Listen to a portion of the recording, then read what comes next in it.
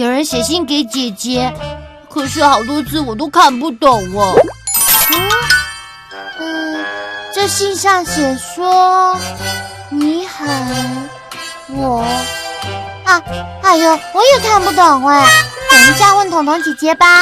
等一下了，彤彤姐姐知道我看姐姐的信，一定会很生气。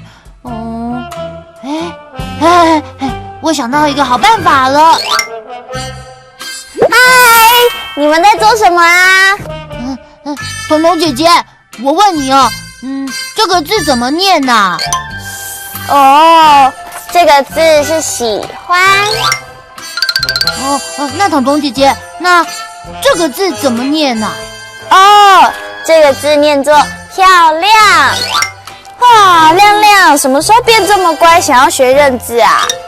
彤彤姐姐，我跟你说，亮亮有一封姐姐信，她想知道信的内容写什么。亮亮，你偷看阿纪的信？阿纪，彤彤姐姐，你在说什么啊？我说阿纪就是姐姐啊。亮亮，这样子不可以耶。彤彤姐姐，那我还有一封妹妹的信，她比我小，我总可以看吧？当然不可以啊！不管是阿纪还是漏妹，只要不是你的信，你就不可以看。